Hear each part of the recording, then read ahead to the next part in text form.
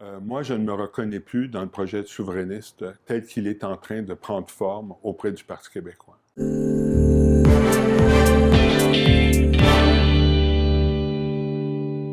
Moi, je ne reconnais plus le nationalisme québécois tel qu'il s'est exprimé dans les années 70 et 80, comme un projet lié intimement à un projet de société social-démocrate. Alors, cet objectif-là ne m'apparaît plus au rendez-vous. Et surtout, il n'y a plus d'approche inclusive, comme il y a eu depuis toujours au Québec.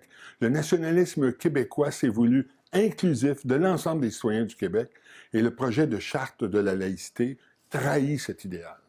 Le projet national québécois, le projet de société, le projet de pays du Québec, je le vois comme inclusif et social-démocrate.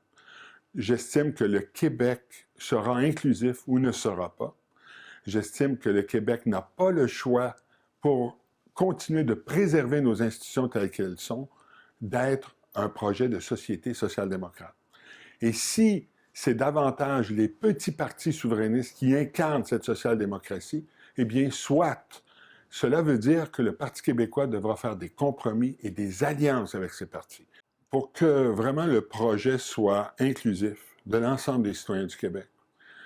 Madame Marois et le gouvernement du Parti québécois doivent prendre acte du fait que les gens ont différents rapports à la religion. Pour certains, ça se décide privément et c'est une affaire privée. Mais pour d'autres, leur lien à la religion, c'est à une communauté. Il y a un lien communautaire à la religion. Et quand on est dans une communauté de religion, on a des signes ostentatoires pour exprimer cette appartenance à une communauté. C'est cette réalité-là qui n'a pas été prise en compte par le Parti québécois présentement au pouvoir. Le gouvernement doit faire marche arrière par rapport à ça, parce que sinon ça donne des déclarations à l'emporte-pièce, comme celle de M. Yves Michaud, qui aurait apparu complètement insensé il y a quelques mois à peine, dire que si ça ne fait pas leur affaire, qu'ils s'en retournent chez eux, c'est un propos qui n'entraîne pas de l'inclusion, mais de l'exclusion. Le projet souverainiste n'a pas avancé depuis un an, il a reculé. Il a reculé par rapport à l'inclusion des minorités.